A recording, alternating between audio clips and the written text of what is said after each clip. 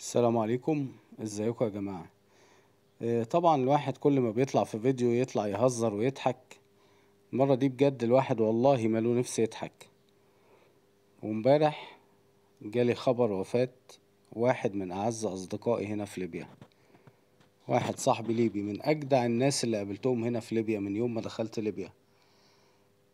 طبعا يعني أنا بقول لنفسي ليه؟ عشان ايه ده كله يعني؟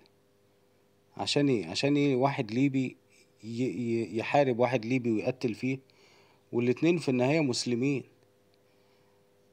ويقتل فيه ويقول لك الله اكبر؟ لا، الله متبري من التصرفات دي طبعا. يا جماعة يا جماعة، حافظوا على بلادكم. انا بناشد الشباب اللي من سني والشباب اللي اصغر مني، حافظوا على البلد. آه، في بلد اسمها الصومال. البلد دي دلوقتي فقيرة جدا وعايشة على المعونات. البلد دي كانت في يوم من الأيام من أغنى البلاد في العالم، من أغنى الدول في العالم. الصومال دي ايه اللي حصل يا جماعة؟ خشوا في حرب أهلية. طبعا الدول الخارجية والأوروبا وأمريكا بدأوا فتن وحاجات من دي. بدأوا يخشوا في حرب أهلية الصومال ديت لحد ما اتدينت وفلست.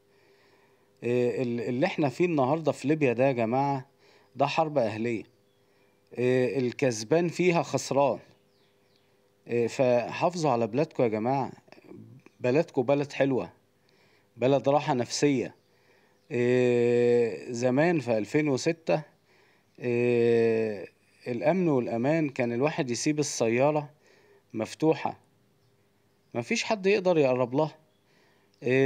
الواحد كان يسيب باب الحوش مفتوح طول الليل، مفيش حد يقدر يخش. كان في أمان وفي نظام، وكانت الناس بتحب بعضيها وبتخاف على بعضيها. ايه اللي حصل يا جماعة؟ ده غير بقى الوضع الاقتصادي والأسعار، والدنيا كانت ببلاش. انا فاكر انا كيلو اللحمة ده كنت اروح اشتري اللحمة، طبعا وطن يعني، مفيش اسباني، مفيش الحاجات دي، ما كانتش موجودة اصلا في البلد. كان كيلو اللحمة الوطني ده ب4 جنيه ونص، ولما زاد بعد سنة سنتين بقى ب6 جنيه.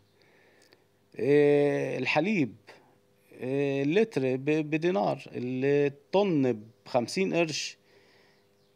كل حاجة كانت ببلاش. ايه اللي حصل يا جماعة؟ احنا الخسرانين. حافظوا على بلدكم. الناس اللي حضرت معايا الاسعار ديت، اللي فاكر حاجة كان بيشتريها بسعر يكتب لنا في التعليقات ويقول لنا كان بيشتري ايه وبكام.